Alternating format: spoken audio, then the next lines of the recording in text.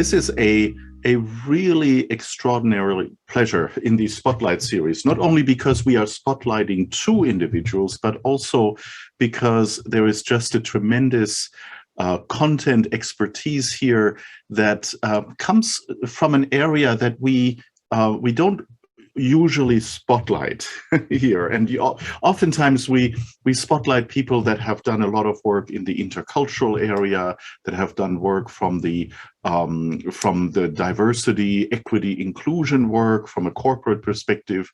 But this particular session I am so looking forward to, because the source of the inspiration, the source comes from a very different pursuit, and we will learn about this in a second. And what is also a big pleasure for me that Imme and Jacques are doing their work in self-diversity using a German word very frequently, so eigenvielfalt. And it's just such a pleasure to be able to say that in an English-speaking environment, to just inject a little bit of German into that. So with that, I'll turn it over to both Imme and Jacques, but I understand that Imme, you'll take the lead. Yes, I will. And thank you very much, Jörg. Thank you for having us. This is a great opportunity to speak about something that most people do not even know about. That is what we are hoping to change today. So let me share my screen. Yep. Here we go. Or at least I think we do. Okay, you should all see my screen, right? There it is. Yes, absolutely. Okay. And I'm in presentation mode. You are. Yeah. So I understand we do not take questions along the way. However, if there is something, Jörg, please just pass it on, and then we're turning this into a dialogue rather than a presentation. Yes, absolutely. I'll be monitoring Q&A. Okay. Everybody who's dialed in, please use that Q&A function as you're going, and there'll be questions coming up along the way, Imme, so no worries. Okay, great. So the two of us are Jacques and I, and we have our own company nowadays called idrg.eu, and we're having a lot of different activities under that title. Let me just show you quickly who we are, because we will not get stuck here. On the upper left, you see what my background is. So I'm coming from Northern Germany. And when I was a teenager, I met the future president of Germany, who opened my eye to the world. Very good, very good, very grateful for that.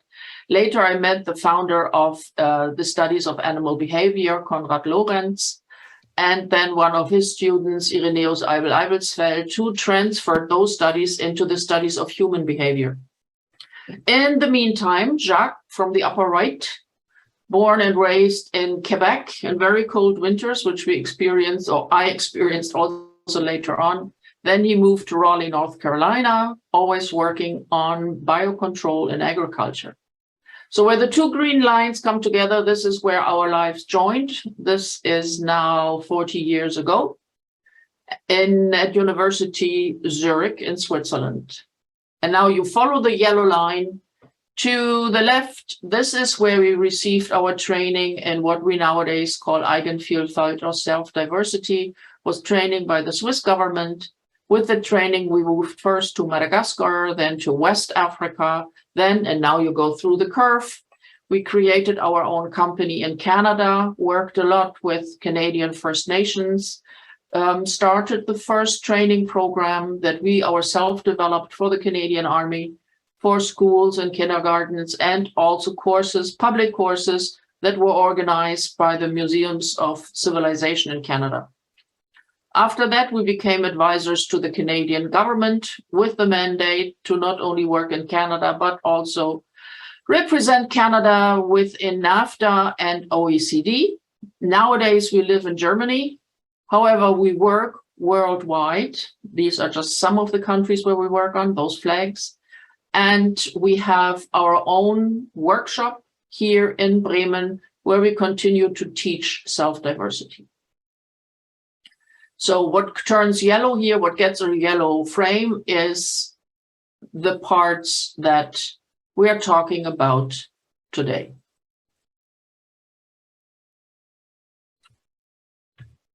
An overview of what we will be looking at. First question is, what is self-diversity? Then who needs self-diversity? I think a lot of people are very happy with the way things are, or actually they are not happy at all because they're worried about what's going on in the world. And what we are saying is develop self-diversity. And then how do you do this? That is the last question I will try to answer.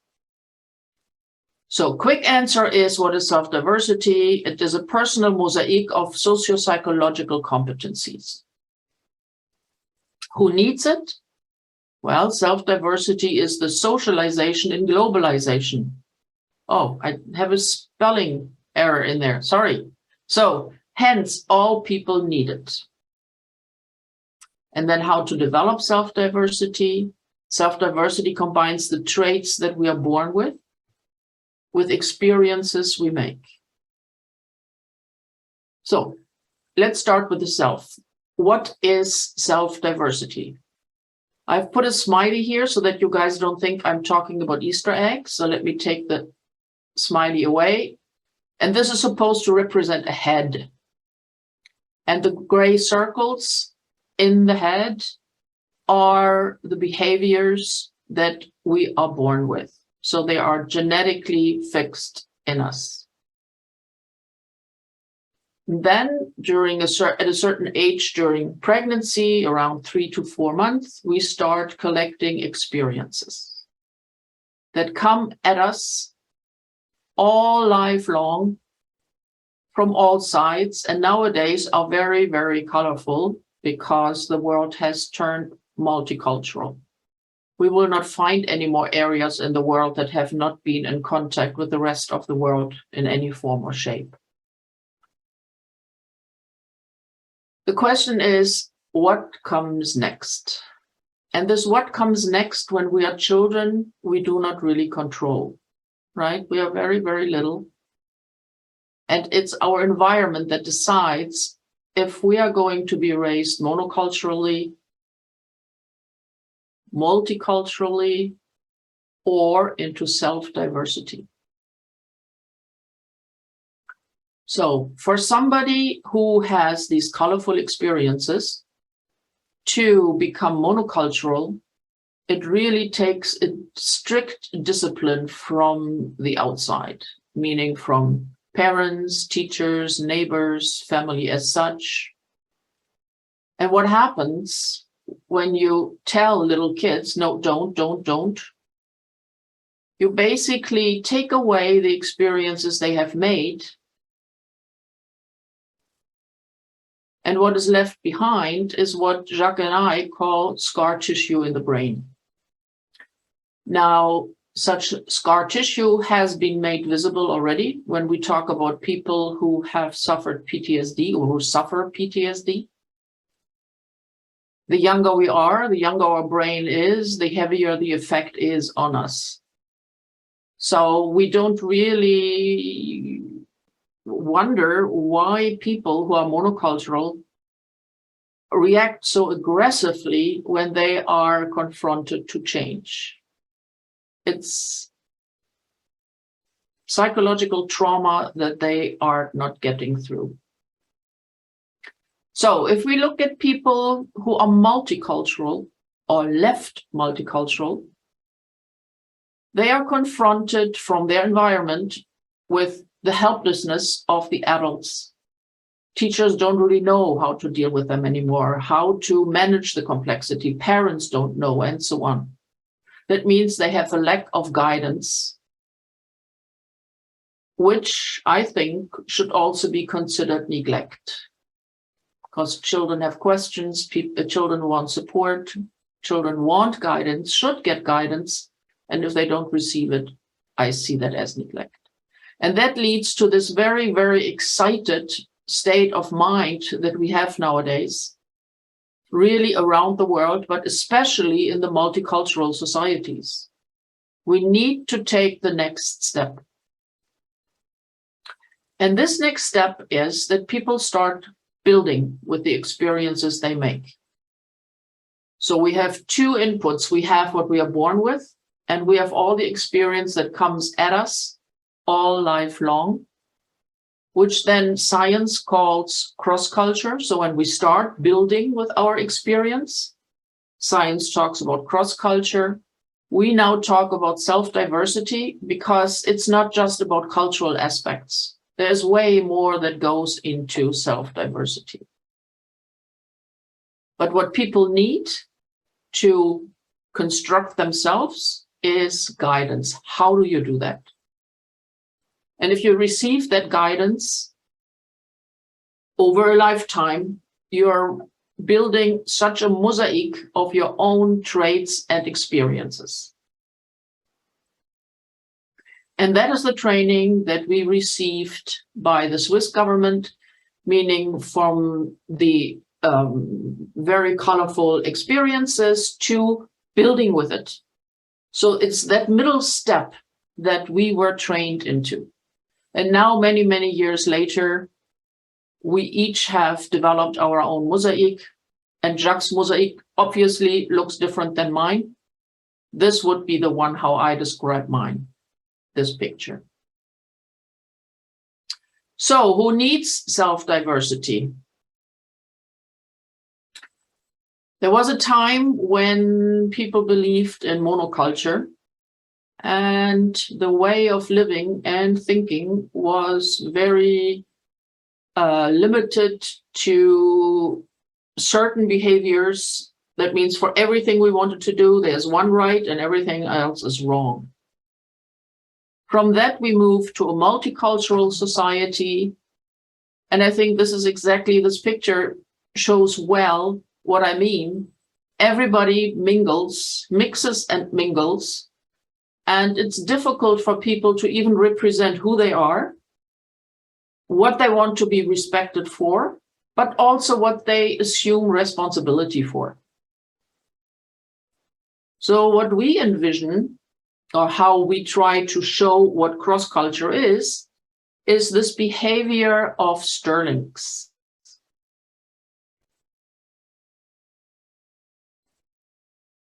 If we would all be able to communicate, to engage with each other, the Sterlings do, as they do right now on their way south, society would look very different right now. Many of the things we are listening to in the news, we wouldn't have to listen to. The question is, how do we get people to develop the skills that are necessary to interact like the Sterlings do in this short video clip? If you think it's impossible, then you're just missing an information, and that's coming right now. So how do you develop self-diversity? Either as a child through socialization, or as an adult through education and training. So Jacques and I, we received it in form of education and then lifelong training. Let me just go for a second to the children, just to show that this ability in us is trained, is born, but we need to be taught how to deal with it. So short time after being conceived, we are born, we have to leave the warmth and the comfort of our mother, and real life begins. And we'll spend a lot of time trying to catch the attention of our environment. And one of the reasons why we will be screaming is hunger. Nowadays, science understands that hunger for a baby is perceived as life-threatening. So these measurements can be done on the brain, which part of the brain is lightening up when the baby is getting hungry and starts screaming. And then something happens because somebody comes and puts something in the child's mouth. And the child learns, okay, if I have this weird feeling, this fear in me, and then I put it out there in form of a scream. Something is going to happen. Something nice is going to happen in my mouth. It feels good. And over time, it learns to provide for itself and more for itself. Jacques and I, we have several children, and I can say that closing the refrigerator is not a born ability. And our fridge spent a lot of time open. We continue our learning. Eventually, food becomes a romantic part of our life. And we continue to do this lifelong. So when you compare the picture on the right in the upper row with the young couple having dinner together, if they wouldn't have made that development from screaming to smiling at each other, even though they're hungry, that romance would never happen. It wouldn't be romantic if they sit there and scream at each other. So this ability to learn, we are born with. But we have to learn how to use it. So now, even if you're raised monocultural or you're raised multicultural, you have the next step. You have the ability to move forward. If the parents, teachers, or society didn't provide, then you can start doing it as an adult. First thing is knowledge. So when we train, and we train in different formats, we are doing it over several weeks. We are doing it so full day over several weeks, or over the year, every weekend, or once a month for several hours. Any format somebody would like, we do that so that people can fit it into their lives. The knowledge we provide, I'll just give you 4 topics here. One is ethology. So the study of human behavior that we are born with. It's the ability to categorize. That has something to do with our limit, our biological limit of how many people can we feel close to. That number is much smaller than the people we meet in a day, and so we categorize. It's a very important skill. We talk about resilience and the different aspects that resilience is based on. And then we use culture shock in training people to develop their own self-diversity.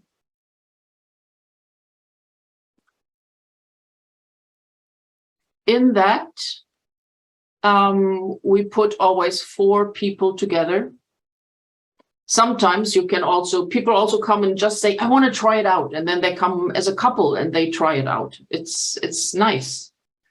But in a workshop itself, we try to have 5 groups of 4. And always 4 people receive one situation. I put a picture here instead of the text. We work with pictures when we work with children, but as of grade 10 or 11, we work with texts. The situations that people are confronted to are not part of their daily life. What they do then is to reflect on how do they interpret the situation they are confronted to. And they find out that 4 different people have 4 different interpretations. The task is then to agree on a shared interpretation. So this is not about being right and being wrong, but being able to reach an interpretation that all 4 people are comfortable with. When they have found that shared interpretation, they then have to determine which of the problems that they see in that situation they want to resolve. And once they have decided which of the problems they want to resolve, they then have to plan how to resolve it. And going through this process triggers people's reactions. Sometimes it's the reaction to letting go of their thinking. Sometimes the reaction to how somebody else in the group behaves. Sometimes it's a reaction to the balance within the team. So this is perfect training for teamwork as well.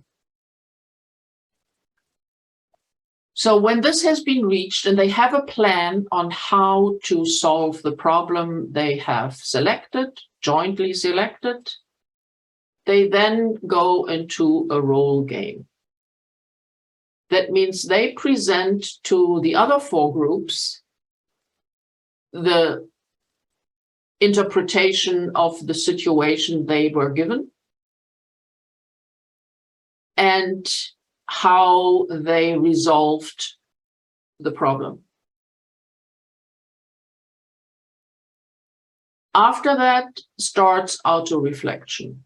That means the group sits together, and Jacques and I and others we work with, we support the conversation that follows after.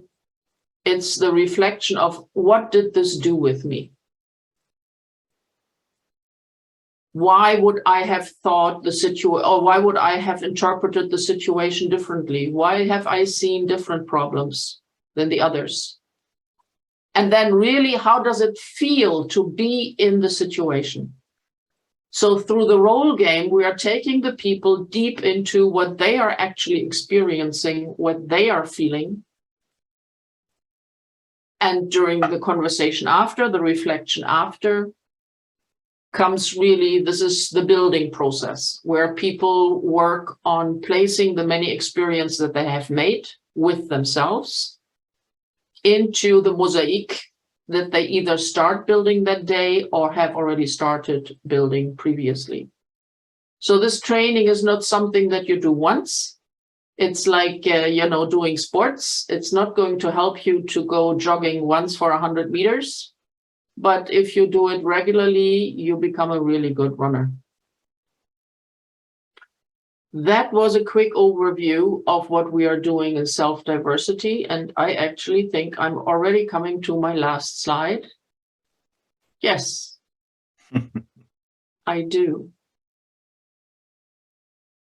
So thank you for having me. Thank you for allowing us to talk about this. I know that typically Jacques has something to say after I am through, because I know, he's burning with every picture of, I should be adding this and should be adding that. Jacques, what didn't I say? What should we add?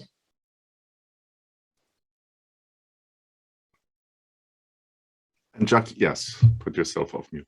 Yeah, I'm sorry, my computer is kind of slow. Thank you, Imme. It's not the first time, of course, that I look at that presentation. It's always fun. Always changes also. I like the murmur. They call it murmur, I think, in English, the starlings. What did you forget? I don't know. It's basically a process, huh? What can I say after 40 years of diversity ride with you? Having done it alone would have been a bit like going through a self-operation appendectomy or something like that. Ain't working. Working on making this world inclusive brings us into uncharted territory, and that's why the training. But it is also where the presence of someone who can mirror, like you, Imme, or keep me on the evolving path of a humane self-diversity, because that can go in different direction, is so important. So communication is important. Because we need to engage with this diversity that we're confronted with wherever we are in the world. It's amazing the similarities I see in all the countries in Europe and in Canada, in the US, in South America, in Asia. And this engagement with diversity is, if you want to keep it humane, is work. And although this work gives, according to me, life a purpose, it remains work. So it is, in a way, our individual responsibility to make this work an opportunity, not a drama, which we so very often see in populistic situations across the world. And that is what self-diversity training is all about. So that's why I personally see that as a staple in all schools, primary, secondary, university, to catch up on what we should have learned. And I'm not saying we shouldn't learn math and language. I'm just saying we should add one, and that's self-diversity training if we want to manage globalization. So I'm done. I hope it was not too long. Let me, maybe this is a good place to jump into a few questions and some thoughts. And I'm really tempted to go back in your presentation, because one thing that intrigued me,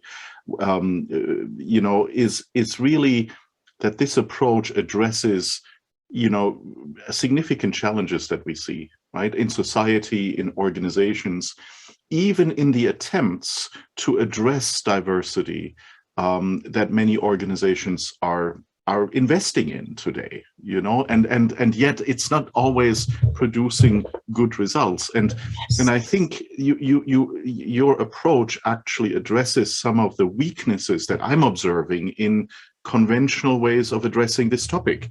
But I want to go to something more basic than that, because I think it's actually really, really important.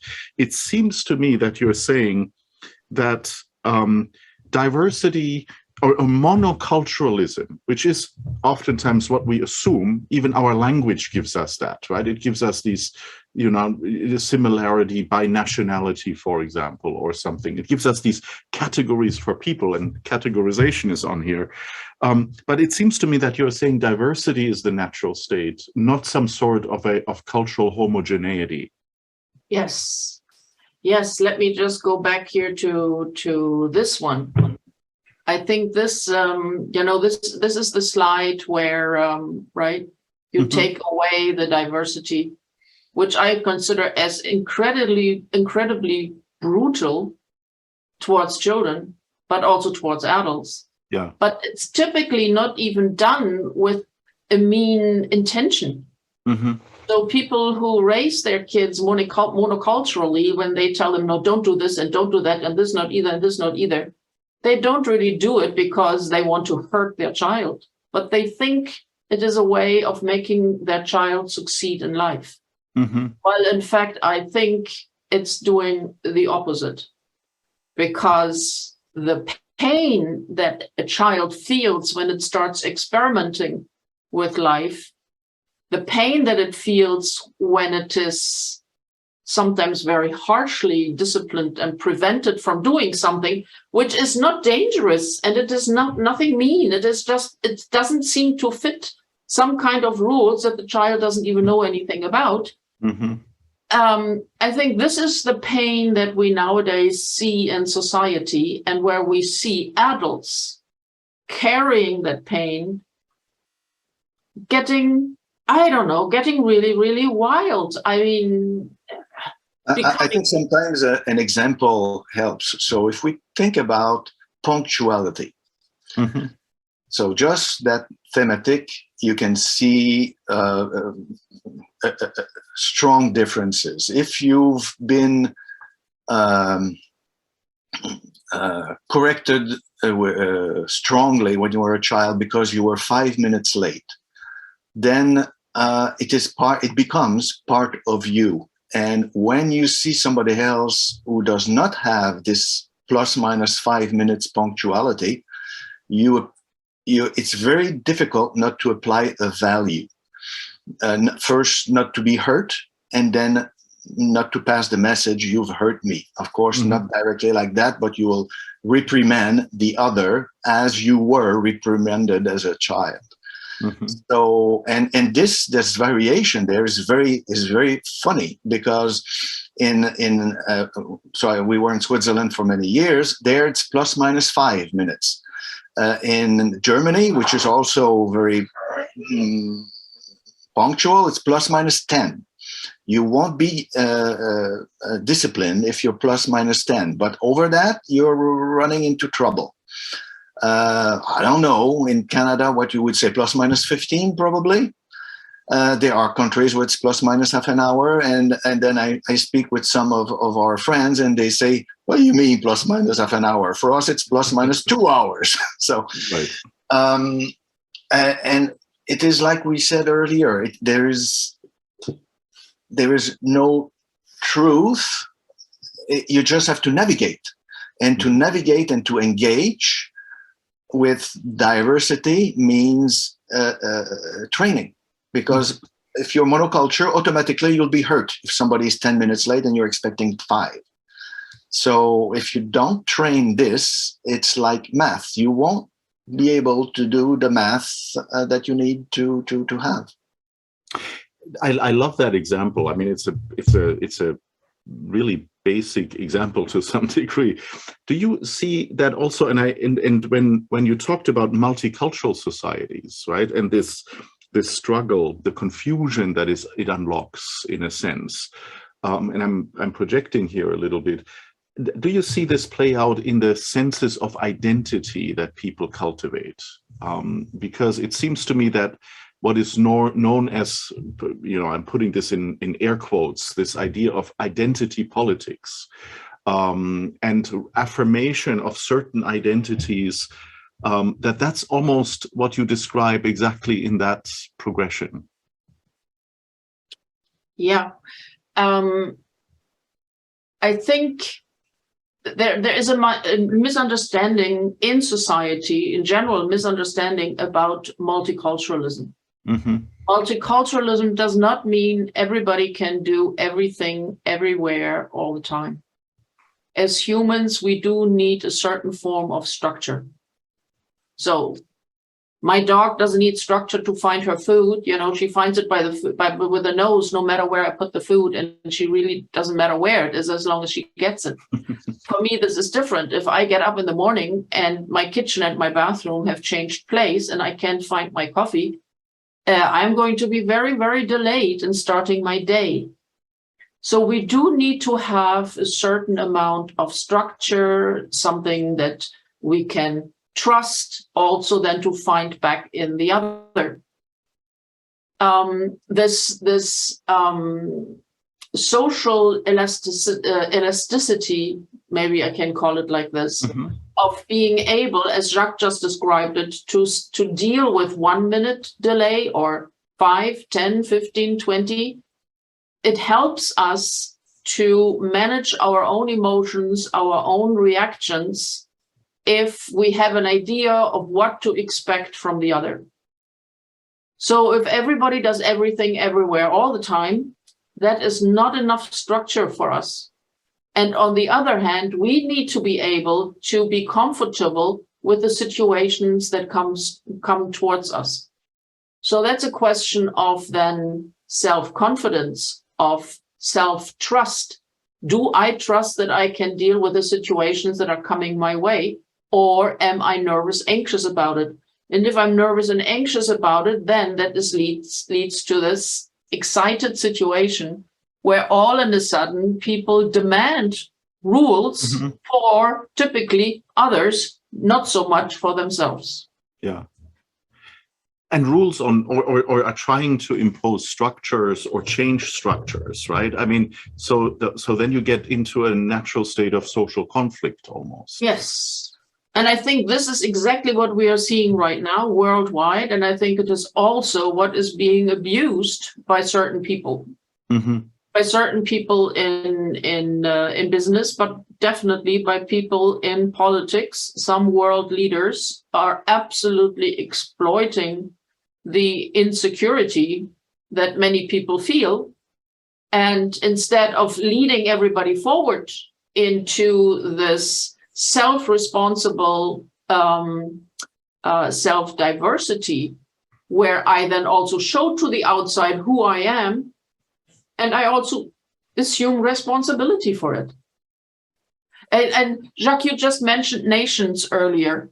In this context, in the multicultural context or multinational context, I am a Swiss Malagasy Burkinabe Canadian German because I live in Germany. That's all that it means about being German. And everything else is my personal life story, how I have built my own mosaic. Mm-hmm. It's a geographic reference point, but it's That's not right. This is what in the typical intercultural learning training field, that has been always something I was very concerned about, that we confuse, first of all, nationality is really a political construct. It's not really a behavioral or cultural construct at all, and that we confuse geography with culture somehow. Yeah, absolutely. Nationality is an administrative function. It has nothing to do with personality. Right. And then I find it always fascinating to look at where diversity comes from. Yes, it comes from a bit geography. I mean, North Germany or Quebec or Southern Ontario or Madagascar. Yes, of course. But the diversity comes from being a male or a female. It comes with the age I have in me. I'm not the child I was. There's all those layers. So the diversity comes with the age, comes with profession. How I don't know. Biologists would sometimes talk about lawyers, like if it was a different species. Species, yeah. So diversity comes from everywhere, and either we feel it as it makes us uncomfortable, and then we'll react either with aggression or fear, or we see it as an opportunity. We see it as something, okay, what does that mean? What is there in me to gain, and what is there in me to understand, and not necessarily to adopt, but just to contemplate. Mm-hmm. And then we have a better start to find a new C, not A, what I think, not B, what you think, but what C we can commonly own. Yeah. So that then leads me to your process, right? Because the C might as well stand for constructing the work of construction. Right, so, but shared construction in a sense. At least I'm using my language now a little bit, and it seems to me that you're saying, in order to move us beyond the limitations of what we just talked about, the monocultural, the multicultural, we need to learn something that we already have, but that we never learned how to utilize, namely that we can socially construct our own reality, and that doesn't have to be static, so that we build the ability, like the Starling ability to be agile into the process, in a sense. Yes, absolutely. I think it would be very beneficial to us as society, meaning each and every person, if we would know, first of all, the things we're already born with. Mm-hmm. I mean, we are born with an ability to greet each other, which is the raising of the eyebrows. We didn't need the ghetto fist, and we didn't need greeting with elbows when Corona showed up. We could just have resorted to what we already have, which is raising your eyebrows. It's understood by everybody in the world. And it's understood by all primates. Go and greet a chimpanzee or a orangutan. They will all greet you this way, and they understand. There's other things that we are born with, which is, for example, helpfulness. Mm. Primates, including humans, they help each other. And then I must wonder, why is it that later, when our kids are maybe, 7, 8 years old, we think we need to teach them about being helpful. Mm-hmm. They were born with it. what did we, the adults, do for the child to lose this born ability? I think we need to revise a little bit on how we deal with kids. Mm-hmm. And then come the deeper skills. For example, this categorization, which helps us to get over the number 80. So if you imagine, when do humans typically get stressed? Well, it's after they met about 80 people. Now, for some, it might be 78, and for others, it might be 83, whatever. So, but it's somewhere around 80. That means that after you met 80 people, you're getting stressed. The only way to go down to 0 again is to go back to bed and sleep. So for anybody who goes to work, you get over 80 already on the way to work. So you might as well just go there and then turn back right away, because you are not functional anymore for the day. Obviously, that doesn't work. So that is why the skill to categorize is so important. We think in categories of male and female. We think in categories of what we perceive, what we can see. We can see long hair, short hair. We can see brown, black, white skin. All this is just a way to lower our own tension. Mm-hmm. And it's not a problem. It's a skill. It only becomes a problem when we start balancing one against the other. Yeah. Saying, okay, male is this compared to female, or long hair means this compared to short hair. That is where categorization becomes a problem. So instead of making it a problem, we should learn how to use that skill, while at the same time staying away from the problem. Mm-hmm. Because there are people in society who actually insist that these differences exist, that have a meaning beyond what they are in length of hair, and this beyond understanding meaning is just not there. Yeah. So in the same thing then with how do we build our own resilience? Well, we practice those different skills. And all that is what's happening in the training of self-diversity. So, and if I understood this training, I mean, the grammar of this training correctly, then it's really, conscientiously stepping into an environment where you are confronted with different minds, different experiences, 4 different ones, and then multiple groups of 4. Yes. We learn to make sense out of a situation and out of a challenge together that requires us to reconcile those different interpretations, readings, associations, biases potentially, in order to be able to function together. And then, through that, adding some reflection to it, which seems to be really critical to take people out of their experience and put them right back into it, but to reflect on it, putting them back, and through this reflection and action together, create a sense of integration of a new skill. Is that kind of the process that you, in a nutshell, the proverbial nutshell? Yes, it is. And it just fits so well, because here's the last curve, right? Or the last image on the slide. What we do is we trigger shock. Mm-hmm. So we really present people with difficult situations. We actually work on different levels of difficulty, going from 1 to 5. Mm-hmm. Where 5 we only use when we work with policemen or with soldiers. Everybody else stops at 4, hoping that will be good enough for a good life. But we trigger shock, and then people react to that shock, and it's really on the red line. Mm-hmm. And then the first reaction is anger. And because it's a group setting, you have to contain your anger somehow, and some do it better, others do it less good. And then when you have gone through the anger, so you have to get the curve up there.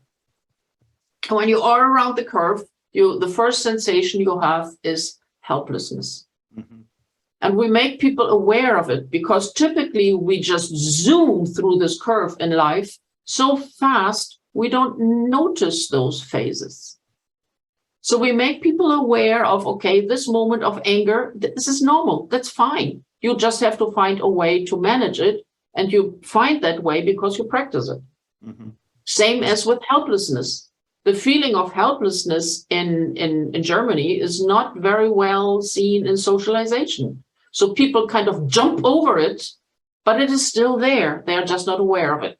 Out of it comes hopelessness. That's when you get under the stability line. The deep point there is depression, and not a clinical depression, but it's the deep point of the curve. When you get around that curve, then all of a sudden you develop a sense of hopefulness, and it's a good feeling. Mhm. This is when typically people start laughing in our workshops. Those Yes. workshops, they're great. People laugh a lot. And we always know, at what table it has happened now. It's very nice. And from that comes creativity. And in this creativity, people build themselves. So they're building on the situation they are supposed to deal with, but they for themselves take decisions, conscious decisions, and place them into their own mosaic. Mhm. What excites me about this methodology, because it first of all, it's really useful to articulate that, and because it comes from, I mean, decades of experience in that you've assembled. And when you bring this to organizations, and of course many organizations are professing their commitment to diversity, equity, inclusiveness. They're doing a lot of things around it. But rarely is, in my experience at least, is there this deliberate thought that this is a process that exists on a curve. We can map this out. There is a science to this, and we can actually apply this. And from what I understand and what I have seen in your methodology, it's not even that big of an investment, or so. It just takes a bit of a commitment and a little bit of technique. But what have you seen when you think about organizations who really want to use this to accelerate their professed commitments to diversity? Yeah, I think that is a very, very important question, because I see a lot of resources going into training of intercultural competencies, and it's all good, it's all nice, but altogether it's too much. Mm-hmm. So what we have to do is we have to achieve more with the same amount of investment in terms of time and other resources. I mean, if you're a company or if you are a government, it doesn't really matter, but you have a task, right? And this task you are supposed to fulfill. In industry, if you don't do it, you have nothing to sell and you don't have a company. So it's very clear. But if people are not interacting with each other in an efficient way, then you are losing, you are wasting enormous amount of resources. And if you spend all their working time in trying to get them ready for the job, but they never get to it because there's too many training courses that you think are necessary, or you're having training that it doesn't really achieve what you want to achieve, then companies stay away from it. Mm-hmm. If I just add a little in that line, if I introduce the concept of authenticity, multicultural, intercultural training is focused on tolerance. Tolerance means fundamentally, I'm different, but I'll tolerate you up to a certain degree. This is not what we do. It doesn't mean that you agree with the other, but it is not what you do, what we do. And you cannot be authentic like that, because you have the others and you have you, and you stay at a distance, and that the best you can do is a compromise. Mhm. In a compromise, both are losing. What we're saying is develop the tools to progress together to a position where that you both owe fully. So the other trainings that you're talking about, the intercultural, where a huge amount of resources go into, is because it's an inefficient process. Mhm. You basically culture a way, you practice how to maintain the difference with tolerance.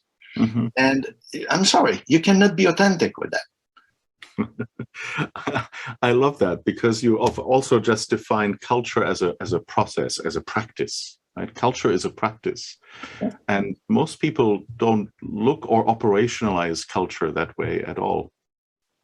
Yeah, and we are having we are offering courses to schools, to students, because we often train trainers. We often train teachers, and they come back and say, "Oh, wow! Now I know what you mean. I know what it feels like. Could you please come to my class and do it with my students?" And then we say yes, and from that has developed an offer that we make to schools. And it runs under the title 2000 Cultures and Who Am I? And that is when it becomes clear to kids that, okay, among those 2000, building myself is a task. I need to do this. And Yes. I'm allowed to do this. It's my right, but it's also my responsibility. Yeah. And in I a would like way, to bring another, just very small, another comparison. When your parents taught you how to bike, are they still beside you now that you bike across town? Of course not. Once you've learned the balance, you're in for your life. that's right. Exactly like that it is with eigenvielfalt, with self-diversity training. Once you've got the feeling, you will never lose it. Yeah. Now, if you want to be a mountain biker, it's your choice, but you know how to bike. Yes. Even if you don't want anymore, you have it. Yes, you know how to do it. Yeah. I know that we are coming up to our time here, but I just so appreciate the practicality that this is, also the way that it actually addresses a need that is, I would say, putting a little bit my anthropology, sociology hat on, that is addressing probably the core challenge of the modern world, or of late modernity, if some sociologists would say, this idea of being fractured and fragmented, right? And in this fractured reality, it's our job to reconfigure ourselves, right? And it seems to me that you're offering this process in a very powerful and in a ultimately streamlined way, that doesn't minimize the complexity, but that has reduced the complexity to the essence of what we need to learn. And I just so appreciate that, and also appreciate you being part of this institute here and bringing this to the institute. And we talked about maybe offering some courses and so forth as we go forward. So that I find that very exciting. But since we are up against time, what are some closing comments you might want to share? Well, it's the Inclusive Leadership Institute, and I would encourage everybody who in any form or shape wants to be a leader to be able to lead people with self-diversity, because more and more people are being raised this way or are being trained this way. And as a leader, if I cannot understand the people I'm leading, I'm really in trouble. Yeah. I think that would be my closing remarks. Then I will use your remark, Imme, to say everybody will and can and will be a leader in his her lifetime. like you saw in the murmuring of the starling. Yes. At one point in time, in that cloud, imagine you're in the middle now, and all of a sudden you're on the side, and it's you who's Yes. the lead. Prepare yourself so that you enjoy that moment instead of dramatizing it and suffering from it.